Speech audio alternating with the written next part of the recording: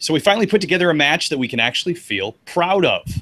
U.S. wins 2-0, beats Costa Rica 2-0 with a very nice performance. Still some issues. We'll talk about those, but it was overall, it looked good. It looked like a soccer match that I actually wanted to watch. So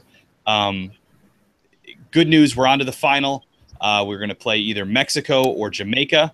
We'll talk about tomorrow's match between those two teams in a bit, but first we're going to talk about tonight's match. And with us tonight, we have, here on USfanTV, I should say that I'm Pat. We have Chris, as usual. I'm Chris, as usual. We have TJ tonight. I'm TJ, as usual, and thank God I don't look like Chris. And we have Jamaican soccer expert Simon from Reggae Boyz Commentary. Simon, how you doing? Thanks for having me on, guys. It's 11:28 p.m. in Jamaica, but I'm here.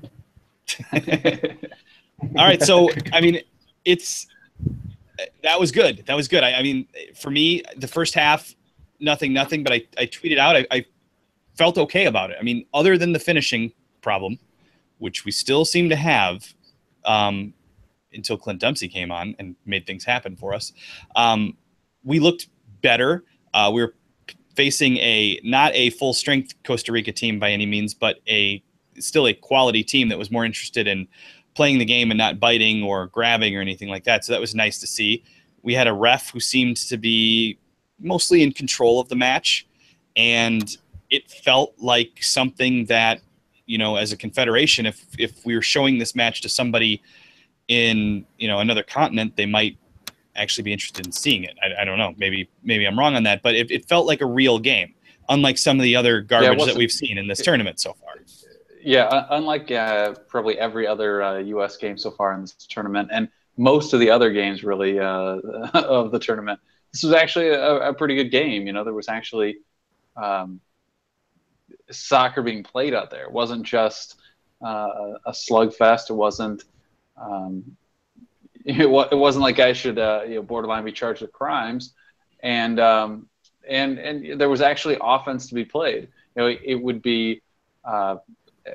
would be perhaps remarkable. It might actually have been less interesting for the casual fan to watch if the U.S. could actually make a cross and actually score on a regular shot on a consistent basis. Because the shots were there. You know, the opportunities were there to score, to finish something. It didn't have to be a 2-0 game. You know, if we truly played well, at least in the kind of final third in the box, it could have been, you know, a dramatically different game.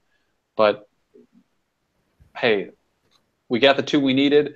You got the performance you wanted out of Clint Dempsey. I think you know, the super sub role that we've been calling for him for 6 months, 8 months, whatever it is now. Definitely worked tonight. Yeah. But yeah, I think I think it was Taylor Twellman who tweeted a little bit ago that if or maybe it was now, I can't remember, but Bruce Arena's greatest achievement of this Gold Cup may have been convincing Deuce that he was a super sub, or is a super sub at this point. He definitely packed a lot more punch in that 20 minutes than he did in the previous. Did he go the full 90? I can't even remember in the last game, but yeah. But yeah, he was so active and so involved out there, which was, you know, fantastic. It was vintage Deuce. The pass on the first goal to Josie was right on, very good. And then I just loved the sequence. It starts with Tim Howard making a big save, one of the two big saves he made tonight, two that I don't know that Brad Guzan makes. Timmy had some Brad Guzan right now. Yeah, Timmy had some distribution issues. He kicked it out of bounds one time that I remember going deep, but he's still our best shot stopper, and he was very good tonight. The ball goes up to Dempsey. Dempsey, you know, dribbles through the midfield, which is something that we didn't see a lot of in the early round matches with our younger guys. They just weren't able to control the ball in the midfield like Deuce did, and then he plays the beautiful pass to Josie. And then the second one, Deuce is standing over it. He's got that mean look on his face, and I'm like, I said to no one but myself, because I was sitting alone in my living room, I think he's going to hit this right now. He just looked like he was going to. We've seen him hit that ball before, and he did. He's tied Landon Donovan's record at 57 goals. And, you know, he's got one more game in this Gold Cup to break that record, so hopefully he does. Yeah, and interestingly, he's done it now in 20 fewer games. And I mean, I would guess that Landon had quite a few more penalties too than Deuce. I'd have to double check that stat, but I remember Landon taking a lot. That's certainly fair. Yeah. He did take a lot. And you know, there is the thing about maybe timing of when kind of their career started, and then also the fact that Donovan had far more assists. I mean, even with that assist tonight, Deuce is at something like 22 assists, 21 assists. He's right around. He might have tied with Michael Bradley tonight. I can't remember. But Donovan's at 58. But yeah, Donovan is you know far and away ahead in that one. So you know there was perhaps another level to Donovan's game as well. But you know to have set or to have tied the record here in 135 games, I think it is. You know you're talking about essentially 1 every 3 games, which isn't a terrible score record. I also want to point out tonight, we were calling for Matt Beasler to be paired with Omar Gonzalez just because of their history. That seemed to work tonight. So our back Omar line had looked, some mistakes, but Beasler actually looked pretty good. He did, yeah. They, as a whole, the back four looked a lot more stable, I guess you could say. And it was Zusi instead of Lehigh, which I know upsets a lot of people, but I knew that Bruce was going to go with that. He just was going to go with the veteran. Not that Lehigh isn't a veteran, but he's not a veteran with the national team nearly as much as Zusi. So it worked. We go on to the final. Who knows what Bruce is going to do? It'll probably depend on who we're going to play because Mexico and Jamaica play tomorrow. And Simon, this is where I think you might be able to add something to the conversation. What do you see happening tomorrow with Mexico? They've got their B team out there. Jamaica, what do you think happens? Obviously, they had a 0-0 first game. Where's this one going tomorrow? Yeah, first, before I chime in on Jamaica's side of thing, with Donovan, he started out the majority of it when he had blonde hair out on the wide ears. He's playing second fiddle to the likes of a Joe Max Moore and even in addition to him as well, Brian McBride. So that is why his goal per game ratio is lower than the Clint Dempsey. But from Jamaica's side of things, they're very confident going into the game tomorrow. There's selfies and everything on social media of them dancing on the plane. So they're very, very relaxed going into this encounter. Of course, we saw the group stage game earlier in Denver, Colorado, a place where historically Jamaica doesn't have the best of records, but it is a physically fit team, and many didn't really give them a chance to even advance past the group stages because it's mainly MLS and local players and not English-based players that we had in previous tournaments. So I think it's an opportunity to go to the final. Yeah, I think you guys have a good shot, especially if Blake plays well in goal still. I mean, while certainly Mexico, I would say, controlled the first game, all in all, you guys should have had the penalty, and I didn't see Mexico scoring, so you know it could have easily, I think, and probably should have easily been your game the first time. So I'm hoping, Jamaica. Yeah. But if you guys were to decide, the three of you, you know, if you had to take a magic ball, and who would you want to play in the final? Would you rather play Mexico or would you rather play Jamaica? You know, that's an interesting area. You know, who would Americans want to play? I'd rather beat Mexico just because. Yeah, I think most of us would select Mexico because it's always the rivalry and the chance to beat them. But if I'm stepping back, I would rather see Jamaica make the final because it's interesting and exciting and it's a different team and obviously, they had their chance at Mexico last time. Maybe they would do better against us on Wednesday night, and it would make for a better USfanTV because we have you to come on. So it would definitely be interesting to see Jamaica there. But we love beating Mexico, and we haven't beaten Mexico in a while. It's been a while, so it'd be nice to do that again, even if it's a bunch of guys wearing green shirts that maybe aren't the real Mexican national team. They're certainly a version of it, and I think it'd be fun to beat them. So I think it'll be a very close game, though. It's sort of like tonight, probably even closer than tonight. I think you said before we got started, Simon, that it might go to penalties. I think that's a very good guess. But we'll see. We'll see. All right. So what do you guys think? What haven't we? Yeah. Damn Lopez, it's not lost on me. Mexico losing will be worse than losing the final. It's one of the reasons I always root for Mexico to lose. But I think, for most U.S. fans, it's always more meaningful to beat Mexico, kind of no matter the situation.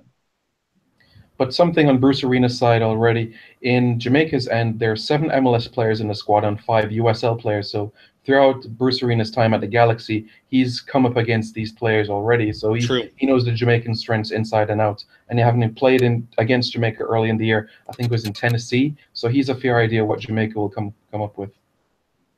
It's yeah, I mean, Bruce hasn't lost a game in his new current run as coach too. So he's due at some point, but didn't he tie the record tonight for the longest streak to start a coaching career unbeaten? And I guess it's different with him because he had 2 terms, or 2 different times he was our manager. But for this current time, he's unbeaten. So it's not like it's been perfect or anything. It's not like it's been smooth sailing, but we haven't lost. So I feel good about what could happen with either team Wednesday night with us. But, I mean, it's CONCACAF. You never know. And obviously we had a lot of issues tonight. We played well overall. It's obviously our best game of the tournament so far. The veterans really seem to be connecting tonight. But you got to finish your chances when you get them, because sometimes you don't get another chance. And we showed, Josie making an extra pass, or Jordan Morris hitting the post in 15 seconds into the game. You think to yourself, oh, it's only 15 seconds into the game, but what if that was going to be it? You've got to finish your chances. Kind of looked like it was going to be. Yeah, for a while it did. So you've got to finish your chances when my air conditioner sounds like it's about to blow up. That's not good. You got to finish your chances when they come, and we until Clint Dempsey came on, struggled to do that tonight. So we shall see. Yeah, I mean, Trev points out, like, Ariel was disappointing tonight. Find someone else for his place in the final. I don't totally agree with that. Ariola actually played pretty well. It was that his final cross was crap in most instances. But that was kind of a lot of our serves into the middle. There just wasn't good service for the forwards. Our final ball, our particular crosses, but our final ball kind of all over was just poor. That and really our final shot, actual shooting in the box, those are really the 2 big weaknesses tonight. And not that those things are are really new to anyone who watches the U.S. Especially finishing. Part of the reason Clint Dempsey's still out there is who else is scoring? Unless Pulisic's out there, who else is finishing stuff? Alan Gordon. Yeah. Jurgen's favorite. TJ should love that one. Some debate over man of the match. For me, it's Deuce. I mean, it's obvious, a goal and an assist. Yeah. Came on, was the spark. If I had to argue for somebody else, you could go with Josie. You could go with Darlington Nagbe, who I thought had a very nice game. Even though he didn't show up on the score sheet, he was good. He was, again, another great game from Nagbe. I liked what I saw from him last time. I liked it again this time. So talk on Villafana. I thought he was pretty decent tonight. He had that really bad turn when he was under pressure where he almost lost it. But other than that, not bad. Was it 1 or 2 games ago he had just an absolute dud of a game? So it's nice to see that he can rebound from that. Will we see? I think we will probably see him in the final on Wednesday. So, yeah, I would guess that this starting lineup is pretty close to the starting lineup you're going to see in the final. At this point, yes. Maybe a change here or there, but I don't think it's going to be anything. I think the wholesale changes are done. I think we all expected that when Bruce brought in the 6 other players. But, it may depend on maybe who ends up in the final. Frankly, if Jamaica makes the final, I don't want Graham Zusi out there, but I don't want Graham Zusi out there maybe either way. So I thought I thought early on he was going to get burned. Fortunately, it worked out for us. That I think was an offsides, but they sent a long ball over the top in this game right early in the first half, and it was like, oh, yep, there he goes. He's not going to make it, and fortunately, it was just called our way and kind of made up for it. But no, he got beat because he was slow. Yeah, Lopez, I have no idea what Beasler was doing on that ball he played from midfield for the corner kick. That was strange. I don't know what he was thinking there, but other than that, I thought very nice night for Matt Beasler. So, if Nagbe had been able to, get a cross in or score, I might have given him man of the match, Adam. My problem was just it was sort of like Areola, where the final product kind of wasn't completely there. He was doing everything up to that point. One of the things I love about Nagbe is when he gets, not only does he turn and attack immediately when he gets the ball, but as soon as he gets past one, he cuts in front of them, so the defender has to either foul him or has to take the extra step to go around him, and it gives you open field. It's a smart play. Every time I see an offensive player beat someone, it's like, just take that step in, cut across that player so he can't get you. He can't come back, and he has to foul you to try and defend you. It's one of the things I like Nagbe does every single time. Areola does something similar. It's why I like both of them really on the ball. But in both cases, while they were both doing good things offensively, they were both attacking well, their crosses just weren't there. Areola's crossing and shooting into the tournament has been suspect. I like his play. That is true. That is true. But yeah, when you are a midfielder and you're playing wide, that's kind of an important thing. Right. So yeah. And it's weird to say I've liked him otherwise, because what else is there? But there's his work rate he's been good, except for when it's time to play that final ball, whether it's a shot or a cross. I hate when I see our crosses go flying over the box all the way over to the corner on the other side. It's something we've done. Yeah. Oscar says USA never going to win. We'll see. I think they might, but I don't know. Who knows? It's CONCACAF, right? Lord Dragwell, I wish our managers would dump the Zusi experiment. He literally saved Mexico last World Cup cycle. That alone should kick him out for all time. Pat and I had this discussion at the time. Don't do that, Graham. Yeah, he did. He saved him. So, and some of our good El Tri fans never forget that too. They always bring that up when I know if Ricardo's on here tonight, he always brings up San Zusi. So, yeah, that's maybe what he goes down as being remembered for is more than anything is saving Mexico, throwing them the life raft. Let's see. What else do I have on my Leipzig notes? Says Robbie Rogers has to be in the 23. I assume that's for the World Cup. Aside from, I guess, MLS, I can't think of the last time I heard Robbie Rogers' name. I think it was right after he came out and he got that first game. It was right when he came back to MLS. He got that first game for the U.S. in years. That was the last time. That's the last time he played, isn't it? Maybe he got one more right after that. Otherwise, God, I haven't heard his name in forever. But to bring him to Russia because he is gay would be delightful. I wonder he would probably end up in some kind of prison or something, but that wouldn't be cool. But I would love that. But it's not enough to waste a yeah. I mean, pissing in Putin's face is not exactly the. Maybe if our starting 18 or whatever were just so great that it's well, we'd never play those other 5 anyway. Sort of we'd have to have 14 injuries. Landon Donovan off a World Cup roster just to make it. Yeah. Not smart, especially when you need somebody to finish a ball in the 6-yard box. I guess I was going to make the point that they're already going to waste a roster spot on Zusi. Really can't waste another one beyond that. I wouldn't be surprised.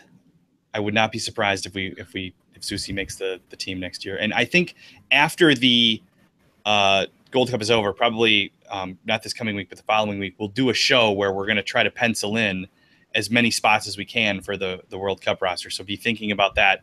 Join us for that show. We'll tweet you ahead of time and let you know when we're going to do it, probably when nothing else is going on. And we'll try to figure out who's a lock. And I would not be surprised to see Zusi there. So We'll see. But you know, if you already have Yedlin, who is actually going to face some competition at Newcastle coming up. Yeah.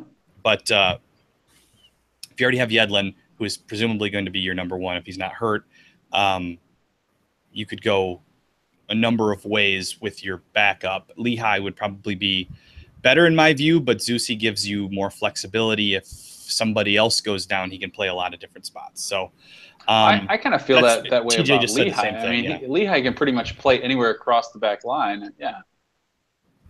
So we'll see. Well, hey, we always got Jermaine Jones who can play any position. Just ask him; he'll go do it on his own. But that's for another show. You don't have time to ask him; he's already off doing it. And you know, if Clint Dempsey does break the record on Wednesday night, he is still not CONCACAF's all-time leading scorer. Yeah. Stern John, I believe. Isn't that right, Simon? The That's Trinidad right. 70 goals to his legend. name. Yeah. Chris and I used to joke. We couldn't remember when we couldn't remember a player's name for TNT. We would always just joke that they're Stern John. So because he was the one guy we could always remember. But yeah, a great player for them for a very long time. Well, and he played forever. Yeah, exactly. Are we sure he's not playing now? I was just about to say, like, are we sure he's retired? Even? To be fair, a lot of his goals came against police guys and some of my goals, to be honest. DeMarcus Beasley's going to give him a run though for playing forever in that group. Yeah. Oh, and somehow I think Wando's going to get it. 2082. Oh. All right. Well, I feel like we've pretty much covered the match. To recap, nice match. Finally felt good to watch a U.S. men's national team game. We win 2-0 over Costa Rica, a depleted Costa Rica, but still Costa Rica is always good. So the fact that we beat them is a testament to maybe this team is peaking at the right time. We sure hope so, because they were awfully bad to start this tournament. And I know we haven't lost a game. We drew one and won the rest, but it just never felt right. It always felt off. And finally tonight, it wasn't perfect, but it didn't feel nearly as off as it has. As much as I don't want to say it because I don't like them particularly, could it be that we went to the White Arrow Swifts today? You know what? Why didn't we wear the blue shorts? Because when we wore them in Mexico with the blue shorts, they actually looked pretty cool. When we went back to the white shorts, it's a rather drab uniform. But I wouldn't have said they looked pretty cool. I wouldn't say they looked pretty cool. They just didn't look as awful. I like them in the long sleeve. I just don't like the short sleeve ones. But yeah, Costa Rica Not was. That we haven't had this discussion tonight, 1,000 times. Costa Rica was the home team tonight, and they wanted to wear their colors, which were the same as our Gold Cup jersey, so we didn't get to wear it. But yeah, I should be your favorite keeper, Leipzig. I am bald, and American, so therefore my haircut qualifies me as that. I am a bald American. All right, guys. We should probably tell people what's going on with the social media. We have a website. It's USFanTV.com. We have Twitter and Facebook and Instagram. They are all USFanTV. We have no Snapchat because we dislike Snapchat and we're never going to have it. Fuck Snapchat. If you would like to find us on Craigslist, you have to know the secret code. And we have YouTube, but you know that because you're watching. Subscribe if you haven't. We want to get to 500 subscribers by the end of the Gold Cup final, by the end of the final whistle on Wednesday night, whether it's Jamaica or Mexico or us winning, we want to be at 500. So help us do that, friends. Simon is at Reggae Boyz Commentary. He is expert on Caribbean soccer. You should follow him. You should subscribe to his channel. He is awesome. We'll lead off with Simon. Simon, do you have any final words? I just wanted to ask you three guys your predictions for tomorrow, and that's it, basically. Thanks for having me on. Ooh. My prediction, a penalty in the 88th minute God. to Mexico. Fair enough. I'm not over the 2015 Gold Cup yet. I still don't believe that CONCACAF won't find a way to just manufacture a penalty to screw you guys over. Wow. We'll see. It pains me to agree with Chris, but I believe Chris is right that they're going to find some way to screw over Jamaica on this one. My initial thought was penalties, but Chris's argument's pretty valid on this, so I'm going to have to agree with them on somewhere they're going to find a penalty out of their ass, and that'll be it. I will be different. I'll say it's tied 0-0, and Jamaica wins on penalties. If it goes to penalties, I'm with Simon. We were talking about this. I don't know if anybody saw our Twitter discussion during this game, but I'm with him. Like, Blake's been pretty awesome. As much as this has been kind of a weak tournament this year, you know, nobody's really, I think, been that committed to it. Blake has played really well. Mm-hmm. Yeah, so we'll see. Yeah, I guess we'll all be cheering for Jamaica, right? Will we? I don't know. US-Mexico games are so fun. You don't want to lose the opportunity to have one of those. At the same time, I'd like to see Mexico lose too. So Chris will be cheering for Mexico because Chris is a closet Mexico fan. I think that's definitely true. I think that's been proven on this show. You can always see the hints along the time. He also loves referees and CONCACAF. Well, he's a closet something anyway. TJ, do you have any final words? Absolutely nothing. Fuck Wando. Chris? I do have a story that I will tell because I think people might like this as a new catchphrase amongst our viewers. So I was at this thing downtown a few weeks ago, and I hear these loud. They were like people in their 50s. They're leaving this parking garage, and as they pull up to the exit that I'm walking out of, I hear the guy yell out the window. They were all clearly drunk. The guy says out the window, "This is fucking bullshit." He sang it like Oprah.